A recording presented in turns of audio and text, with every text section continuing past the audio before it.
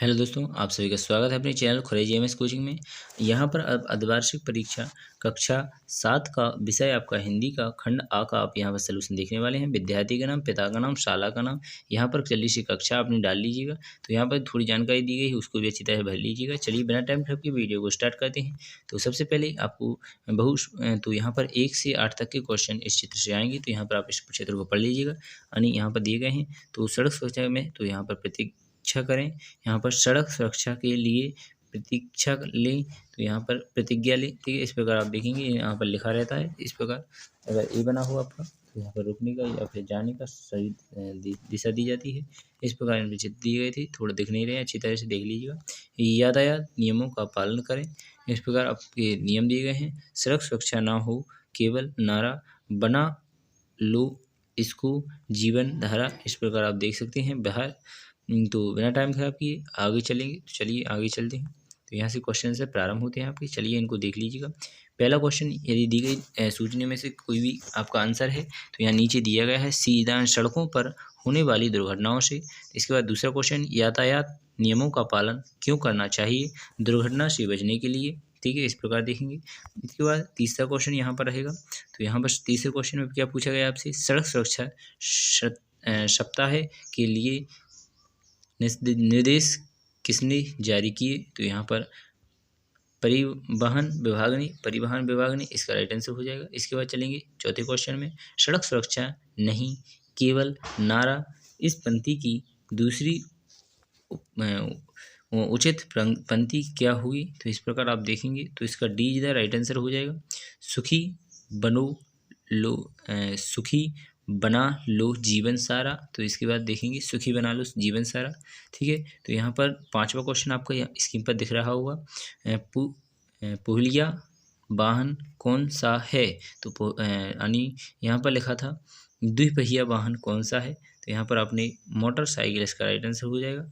ठीक है, यहाँ पर दुपहिया यानी दो टायरों वाला पहिया कौन सा है। तो बस 4 की होती है, टैक्सी 3 की होती है, मोटरसाइकिल 2 की होती है, कार भी 4 की होती है। ठीक है, तो यहाँ पर मोटरसाइकिल इसका राइट आंसर हो जाएगा। चलेंगे नेक्स्ट क्वेश्चन। यानी आपको यहाँ पर ये दिया गया है, इस चित्र को अच्छी तरह से पढ़ लीजिएगा, इससे आपको आगे का आंसर देना है। ठीक है, तो आपने यहाँ पर जल है तो कल है, पृथ्वी की सतह पर 2/3 जल है, परंतु पीने योग्य जल केवल 0.002% ही है। हम सब ने यह ठाना है पानी को बचाना है।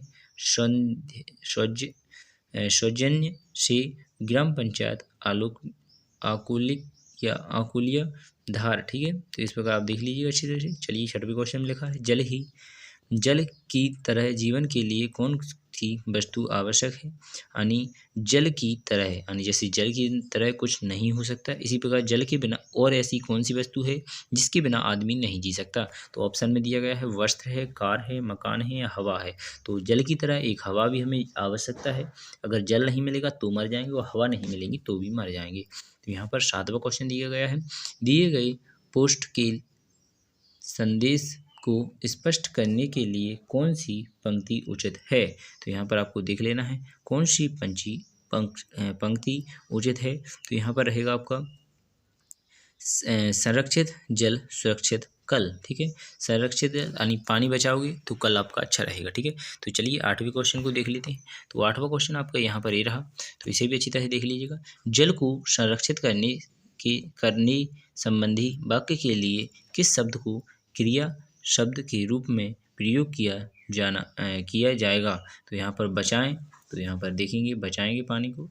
ठीक है, तो इसके बाद आपका आता है लघु उत्तरीय प्रश्न, 9 से 13 तक के लघु उत्तरीय प्रश्न रहेंगे। तो यहाँ पर लिखा है रुपए की आत्मकथा। ठीक है, तो यहाँ पर आप देख लीजिए इसे। तो यहाँ पर जब रुपए प्रचलन में नहीं था तब लेन देन कैसे होता था। तो यहाँ पर आप देखेंगे जब रुपए प्रचलन में नहीं था तब वस्तु विनिमय को अपनाया जाता था। हम सामने वाले को कोई वस्तु दे देते थे और उसके बदले में हम सामने वाले से कोई वस्तु लेते थे। इस प्रकार देख लीजिएगा। 10वां क्वेश्चन दिया गया है, वर्तमान समय में आपके पास नगद रुपया नहीं हो तो आप स्कूल बस का शुल्क किस माध्यम से चुकाएंगे? वर्तमान समय में यदि हमारे पास नगद रुपया नहीं हो तो हम उसे इंटरनेट बैंकिंग जैसे फ़ोनपे, गूगल, पेटीएम आदि से चुका सकते हैं। तो यहाँ पर आप देख लीजिएगा इसे अच्छी तरह से। चलेंगे 11वें क्वेश्चन में। तो 11वां क्वेश्चन आपका यहाँ पर ये रहा। इसमें पूछा गया है निम्नलिखित मुहावरों की अर्थ बताइए। तो यहाँ पर नाक में दम करना यानी परेशान कर देना, कान पकाना अर्थात फालतू की बातें करना, यहाँ पर सीधे मुंह बात ना करना, बहुत अधिक घमंड करना, कान भरना, किसी के खिलाफ भड़काना। तो इस प्रकार आपने 11वां क्वेश्चन की मुहावरों के कंप्लीट अर्थ कर दिए हैं। इसके बाद चलते हैं 12वें क्वेश्चन में। तो यहाँ पर 12वें क्वेश्चन में लिखा है शब्दकोश के अनुसार निम्नलिखित को शब्द उचित क्रम में लिखिए। तो यहाँ पर ये शब्द दिए गए हैं, इनको उचित क्रम में लिखना है। तो पहले अभीर, फिर जीवन, फिर पुत्र, फिर वाणी, फिर धारण, फिर सफल। ठीक है, इस प्रकार आप कर सकते हैं। इसके बाद 13वां क्वेश्चन देखेंगे।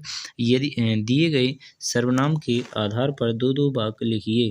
तो यहाँ पर कहा तो निजवाक्य सर्वनाम, मैंने अपने लिए खाना पकाया। दूसरा है मुझे पढ़ना बहुत पसंद है। इस प्रकार आप देख लीजिएगा।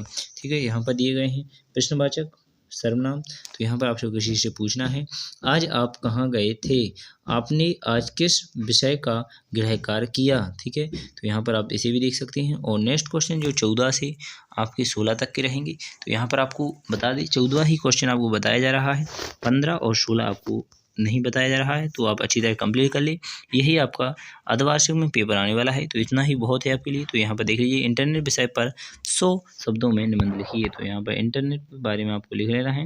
इंटरनेट हम इंसानों की मूलभूत ज़रूरत बन चुका है।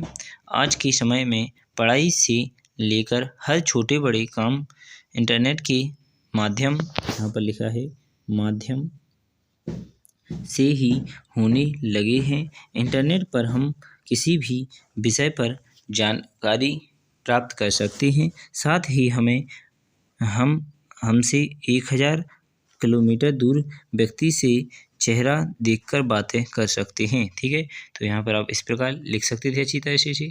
चलिए बिना टाइम खराब किए अगली वीडियो मिलेंगे, जहाँ पर और भी ऐसी इमेजिंग वीडियो आपके लिए लेकर आएंगे। धन्यवाद। बिना टाइम खराब किए अगली वीडियो मिलेंगे। भारत माता की जय। जय हिंद।